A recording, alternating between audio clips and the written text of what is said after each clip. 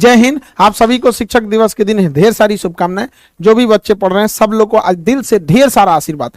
हमें भी जिन शिक्षकों ने पढ़ाया है हाथ जोड़ के उन शिक्षकों को आज के दिन नमन करते हैं। सुबह से पूरा क्लास का शेड्यूल इतना ज्यादा हो गया कि थोड़ा सा वीडियो में लेट हो गया यहाँ पर। देखिए ये शिक्षक दिवस जो है हमें विश्व गुरु ऐसे ही नहीं कहा जाता है। सर्वपल्ली डॉक्टर राधाकृष्णन एक विलक्षण प्रतिभा के धनी थे। वो आज ही के दिन 5 सितंबर 1888 को तमिलनाडु के एक छोटे से गांव में जन्म लिए थे।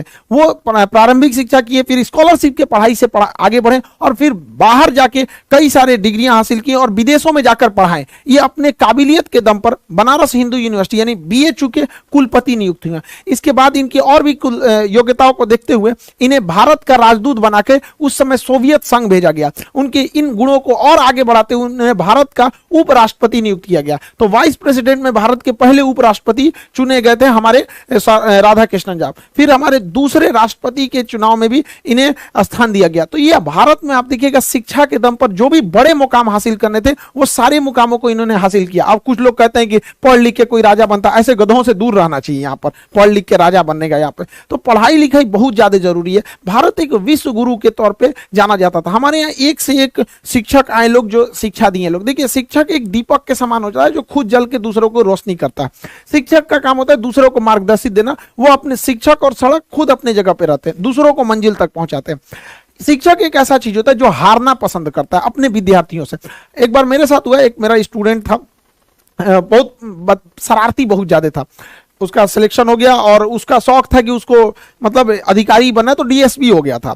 तो एक बार बड़ा जिद किया कि सर ऑफिस में छुट्टी का समय आइए ना कभी, हमारे ऑफिस के सारे स्टाफ लोग भी मिलना चाहते हैं प्लीज। बहुत रिक्वेस्ट किया तो हम उसको गए, बताए नहीं कि हम इतना बोले थे आ जाएंगे लेकिन टाइम नहीं बताए। वहां गए तो उसका सिक्योरिटी गार्ड हमको रोक दिया। हम तो मास्क लगाए थे, कोरोना चल रहा था यहाँ पे। कहा कि रुकिए अभी यहाँ पे सर बिजी है। हमको बड़ा खुशी हुआ, हम चुपचाप बताए नहीं यहाँ पे। कहा कि सर मीटिंग में है। हम क्या अच्छा रुको। तो हमने उसको कॉल किया कि कहाँ हो, तो कह रहे सर ऑफिस में है। हमें बाहर खड़े, दौड़ा आया और उसको कहा कि तुम सर है हमारे खान सर। तो कह रहे तो उसने भी पहचान लिया। हम कहे कि देखो बहुत अच्छा बात है कि इसने अपनी जिम्मेदारी बहुत अच्छे से निभाई है। तो कहने का सेंस है कि इतना खुशी हुआ हमको कि हर माँ बाप और शिक्षक अपने अपने खुद विद्यार्थियों से हारना चाहते हैं। माँ बाप आपसे हारना चाहते हैं, वो चाहते हैं कि आप उनसे भी आगे जाए। हम खुद चाहते हैं कि बाबू आप सब लोगों से कहते हैं कि पढ़ लिख कर इतने आगे जाइए ना कि आपसे मिलने के लिए हमें आपके ऑफिस में पूछ के आना पड़े। उस दिन हमारे को लगेगा नहीं हम सफल हो गए। हम आपसे हारना चाहते हैं। जी जान लगा के पढ़ाई कीजिए, माँ बाप का, देश का, सबका नाम रोशन कीजिए। हम एक सोने की चिड़िया कहलाते थे एजुकेशन के दम पर। लोग चाइना से पढ़ने आते थे, आज चाइना कितना डेवलप हो गया। हमारे यहाँ ह्वेनसांग, फाहियान, दुनिया भर के चाइनीज सब पढ़ने आए। विदेशी लुटेरे आए थे हमारे यहाँ लूटने के लिए। इसका मतलब हमारे पास कुछ था।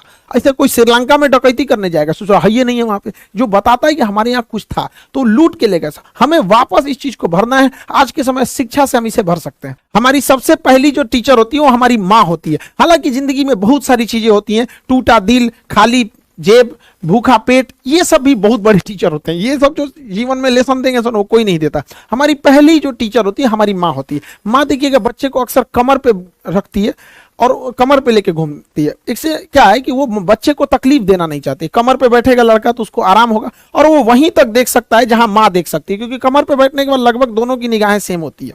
तो माँ सोचती है बेटे को आराम रहे। पिता की सोच थोड़ी डिफरेंस होती है। पिता होगा खुश होगा तो बच्चे को कंधे पे बैठाएगा।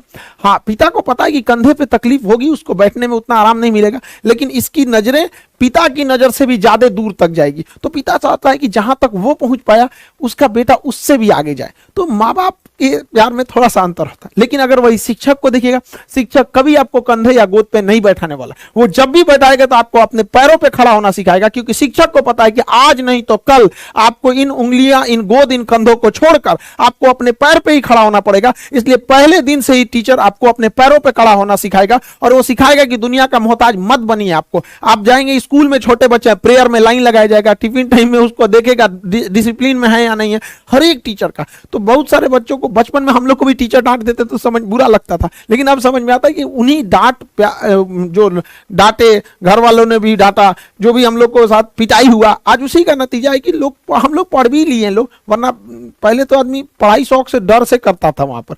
तो टीचर की भी रिस्पॉन्सिबिलिटी बनती, उनको भी समझना चाहिए। आज दुनिया बहुत आगे जा रही है, आजकल के लड़के एडवांस हो गए हैं, तो टीचर को भी अब एडवांस बनना पड़ेगा वहां पर। उनके साथ टीचर को अब एक फ्रेंड की तरह भी पढ़ाना पड़ेगा, जहां पीटना है तो वहां एनिमी की तरह पीटना भी पड़ेगा। तो दोनों बैलेंस करना जरूरी है। हमारे देश में शिक्षकों की कभी